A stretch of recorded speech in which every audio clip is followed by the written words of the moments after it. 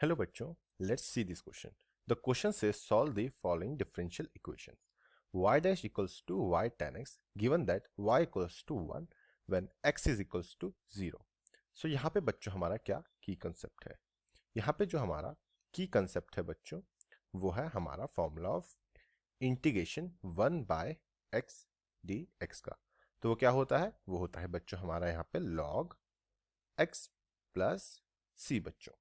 Now यहाँ पे जो हमारा सेकंड की कंसेप्ट है वो क्या है? वो है हमारा formula of log m plus log n का.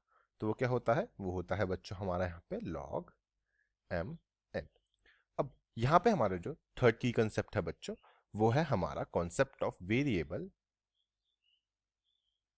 Separable concept. तो वेरिएबल सेपरेबल कॉन्सेप्ट क्या होता है हम ये समझते हैं पहले. तो सपोज अगर हमें यहाँ पे गिवन हो suppose n y d y by d x equals to m x.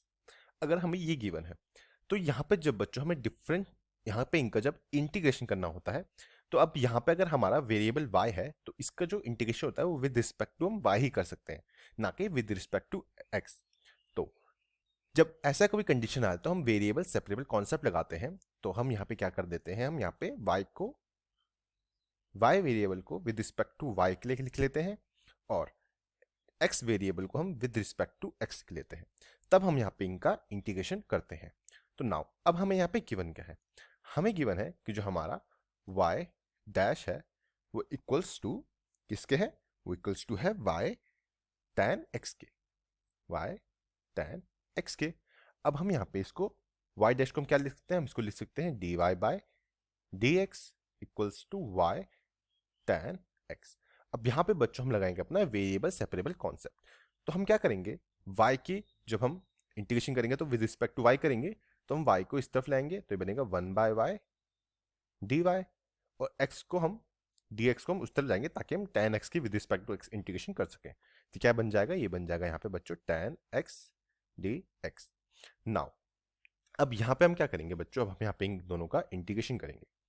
तो y 1 बाय y का integration with respect to y करेंगे तो ये क्या बन जाएगा? हमने अपने कई कंसेप्ट में देखा था तो 1 बाय y का इंटीग्रेशन हो जाता है यहाँ पे log y. तो क्या बन जाएगा? ये बन जाएगा log y बच्चों. अब इंटीग्रेशन ऑफ tan x, तो इंटीग्रेशन ऑफ tan x हमें पता है ये क्या हो जाएगा? ये हो जाएगा बच्चों हमारे यहाँ पे log sec x एंड यहाँ पे प्लस c. अब हम यहाँ पे क्या करेंगे बच्चों? हम c पे log ले लेते हैं तो ये क्या बन जाएगा?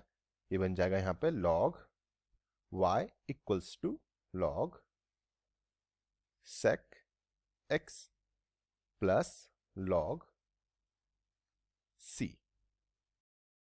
यहाँ पे बच्चों c पे तो हमारा कोई चेंज आएगा नहीं तो अब हम यहाँ पे अपना फॉर्मूला लगाएंगे हमारा log m plus log n का. तो ये क्या हो जाएगा? ये हो जाएगा बच्चों हमारा log m n. नाउ तो यहाँ पे क्या आएगा? यहाँ पे आएगा log y. अब यहाँ पे फॉर्मूला लग जाएगा, ये बन जाएगा log c into sec x बच्चों. तो यहाँ से log से log कैंसिल आउट तो ये क्या बनेगा? ये बनेगा y equals to c into sec x. तो अब यहाँ पे हम क्या करेंगे बच्चों? यहाँ पे हम c की वैल्यू निकालेंगे तो ये आएगा यहाँ पे y divide by sec x. और हमें पता है बच्चों जो हमारा sec x होता है, जो हमारा cos x जो होता है उसकी वैल्यू क्या होती है? वो होती है 1 बाय sec x. तो यहाँ पे हम इसको चेंज कर देंगे तो यहाँ से क्या आएगा? यह आएगा c equals to y cos x बच्चों. और इसको हम अपनी इक्वेशन फर्स्ट ले लेंगे.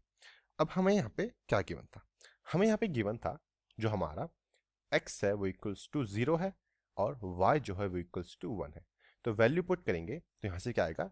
यहाँ से आएगा c equals to 1 into cos 0. cos 0 की वैल्यू 1 होती है तो यहाँ से आएगा c इक्वल्स टू हमारा यहाँ पे 1. नाउ इसको हम क्या करेंगे? पुट करेंगे in equation first. Equation first में पुट करेंगे तो इक्वेशन फर्स्ट क्या थी? वो थी हमारी यहाँ पे c equals to y cos x। c की वैल्यू पुट करेंगे तो यहां से बच्चों हमारा फाइनल आंसर आएगा, वो आएगा y cos x equals to 1। और यही बच्चों हमारे यहाँ पे फाइनल आंसर होगा। और ये आंसर हमने फाइंड किया है बाय यूजिंग आवर की concept which is integration of 1 by x dx, the formula of log m plus log n and concept of variable separable.